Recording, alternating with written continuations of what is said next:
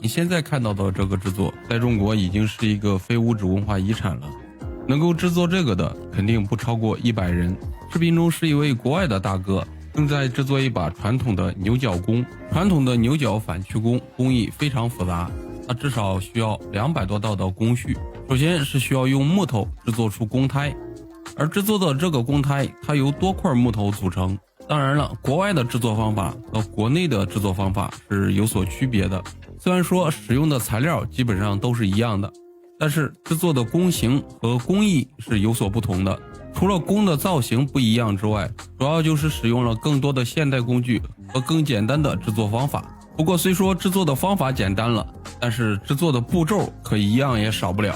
如果是在国内用最传统的方法来制作这样的一个牛角弓，它的制作周期最少是要有2年的时间。现在可以看到弓胎经过加热处理已经定型了，接着就需要用到天然的胶水对这些弓胎进行粘贴。胶水在使用的时候需要进行加热，融化之后再把胶水涂抹到木片上。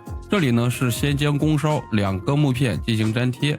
其实这个部分肯定会有很多小伙伴不明白，为什么用这么薄的木片来制作这个弓胎呢？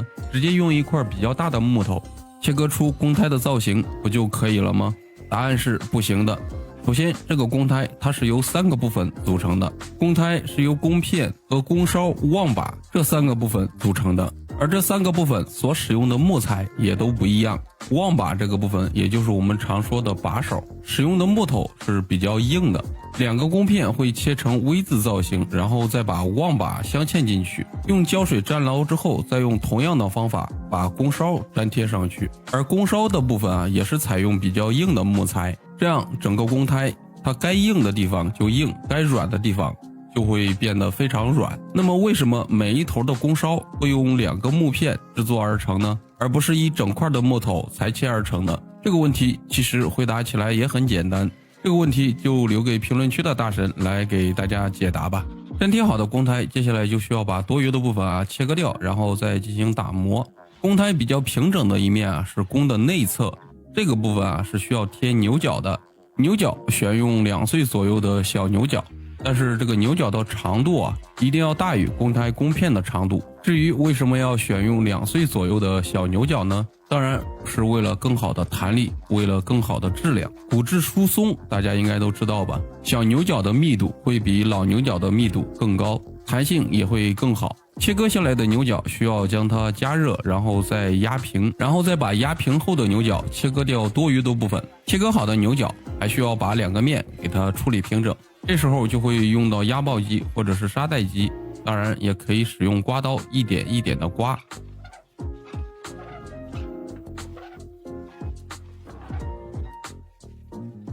处理完成的牛角，接下来就可以将它粘贴到弓胎上面了。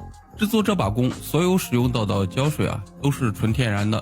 这个胶水是采用鱼鳔熬制而成的，所以整把弓的制作全部都是纯天然的。当然，这个胶水也可以使用环氧树脂胶，固化速度快，粘贴的也很牢固。胶水涂抹完成之后，就可以进行走线了。这个走线是比较有讲究的，每根线的间距要一样。绑完线之后，会用到醒木片，也就是木楔子，对绳子进行拉紧，同时还可以用来固定弓形。之所以这样的牛角弓制作的人比较少，就是因为它的制作工期是比较长的，每粘贴一次胶水都要等它自然阴干，而每次阴干的时间最少是1周左右。还有就是使用这个天然的鱼鳔胶，对环境的湿度、温度也是有一定要求的，所以这个胶水的使用也比较挑季节。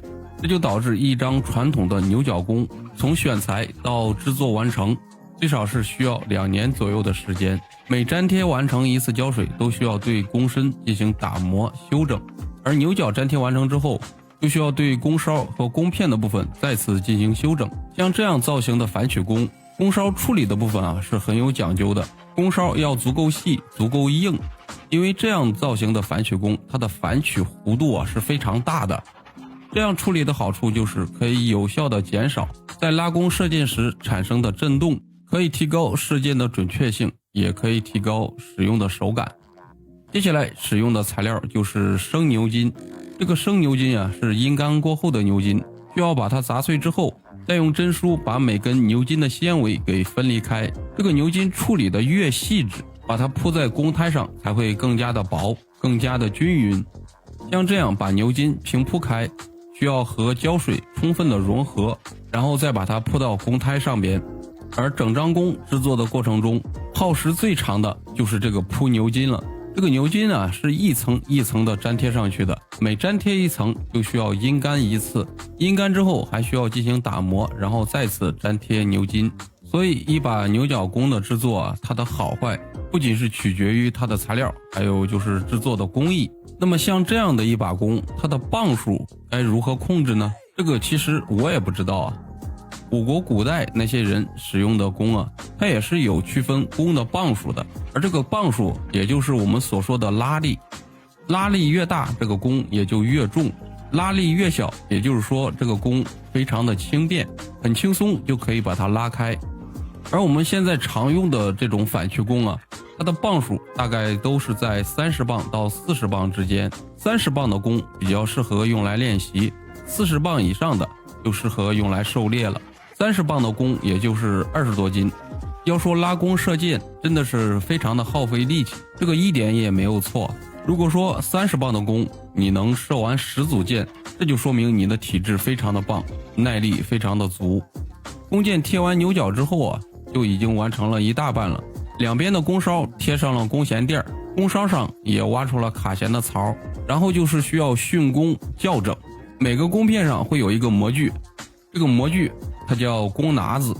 弓的调校这个步骤也叫训弓，主要就是看它偏不偏，歪不歪。上了弓弦之后，弓弦是否是在中间的位置，还有就是整个弓它有没有异响。